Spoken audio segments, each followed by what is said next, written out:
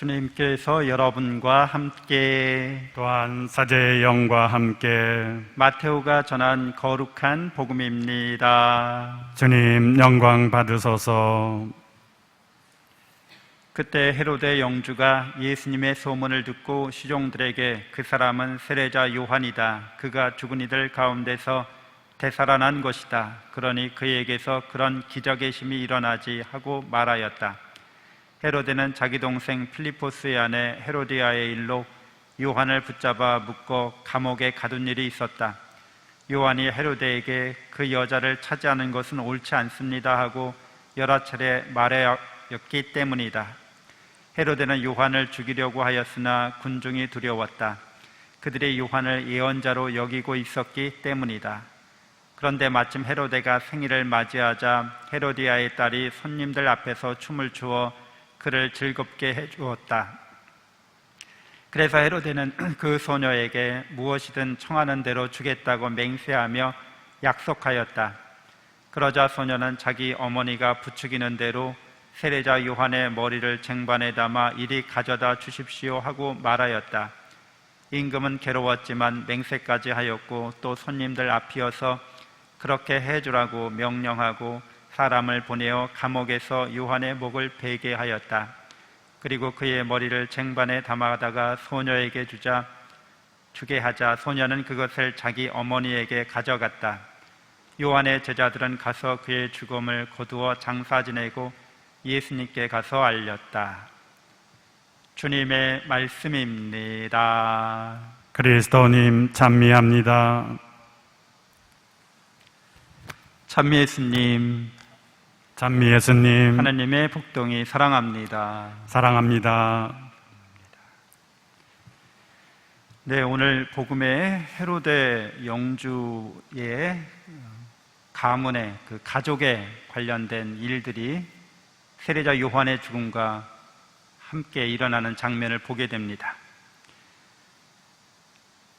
세례자 요한이 헤로데에게 금하는 것은 십계명과 율법에 관련된 아주 기본적이고 기초적인 하나님의 말씀을 어기는 것에 대해서 백성들, 군중들의 그런 마음을 담아서 경고해 주는 거죠. 그래서 헤로데는 세례자 요한의 말을 괴로워하면서도 자기 욕망을 어찌하지 못합니다.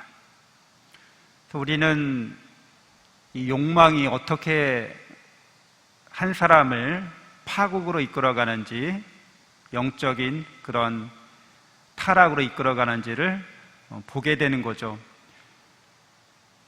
우리 원시 고대의 우리 조상들은 처음에는 수렵 생활이나 채집 생활을 했다가 이제 농사를 짓게 되면서 정착하게 됩니다.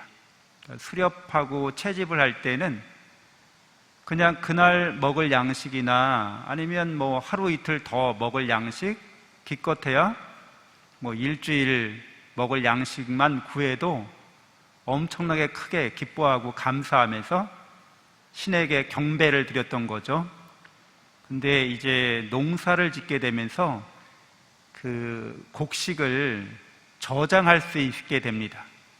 그러니까 인간이 자신의 욕망을 계속해서 축적하고 더 확장시켜 나갈 수가 있게 된 거죠. 그러면서 우리가 잘 알다시피 이제 계급 사회가 됩니다. 신분 사회가 됩니다. 많은 권력, 큰 권력은 많은 재산과 풍요로움을 보장해 주는 것이죠. 그리고 그것은 명성을 가져다 줍니다. 그래서 점차로 그 욕망이, 이러한 돈과 권력과 명예에 대한 욕망이 그를 마치 신처럼 만들어 줍니다.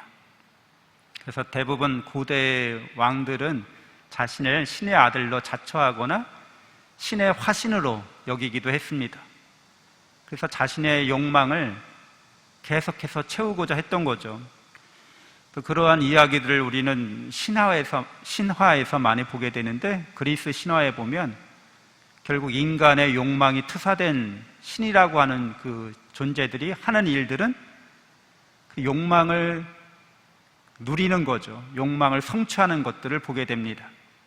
근데 인간이 이렇게 하느님의 사랑과 은총 안에서 하느님을 닮아가는 게 아니라 스스로 세상적인 권력과 명예와 또 부를 통해서 스스로 하느님이 되고자 할 때, 그 욕망을 채우고자 할 때 일어나는 일들은 비례해서, 그 욕망에 비례해서 우리에게 불안을 가져다 줍니다. 권력이 많으면, 권력의 정점에 있으면 또 다른 나의 권력을 탐하는 자들에 대한 불안이 계속 높아집니다. 독재자들은 대부분 그런 불안 때문에 비밀 경찰들을 이용하거나 서로가 서로를 의심하게 만드는 일들을 끊임없이 자행합니다. 또 부가 많아진다는 건 역시 불안합니다. 자신의 부를 지켜야 되기 때문에. 명예도 마찬가지인 거죠. 사람들이 나 앞에서는 나를 칭찬하지만 뒤에 가서는 나를 욕하지 않을까? 그래서 인간이 하나님의 사랑과 은총 없이 스스로 하나님처럼 되고자 하는 욕망에 사로잡히게 되면 비례해서 불안이 더 커질 수밖에 없는 거죠. 그래서 이런 불안으로부터 벗어나는 길은 자신의 권력과 명예와 재산을 이용해서 감각적인 쾌락을, 감각적인 즐거움을 즐기는 겁니다. 말 그대로. 그래서 그것을 우리는 쾌락이라고 하는데, 이게 이 쾌락을, 말 그대로 이 쾌락이라고 하는 건 빨리 지나간다는 뜻이죠. 즐거움인데 빠를 쾌자를 쓰죠. 그래서 이런 권력과 명예와 부를 통해서 쾌락을 즐기지만 너무 빨리 지나가서 그 다음에는 공허감이 남습니다. 그 공허감은 우리에게, 그 세속적 욕망을 추구하는 이들에게 우울함을 줍니다. 그래서 어떻게 돼요?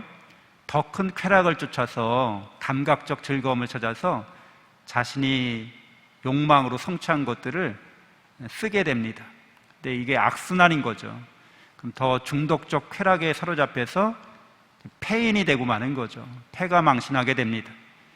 그래서 그런 지위에 있는, 지도자의 지위에 있는 돈과 권력과 명예가 있는 그런 존재들이 사회에 악영향을 끼치게 됩니다. 헤로데는 자신이, 그리고 헤로디아는 자신의 감각적인 즐거움을 위해서 부와 명성과 권력을 추구하고 그들의 그러한 행위가 많은 백성들에게 악영향을 주고 있는 거죠. 그래서 우리는 욕망을, 이 세속적 욕망을 절제하고 통제할 수 있어야 합니다. 오늘 제1독서에 보면 희년에 관해서 레위기의 말씀이 전해집니다.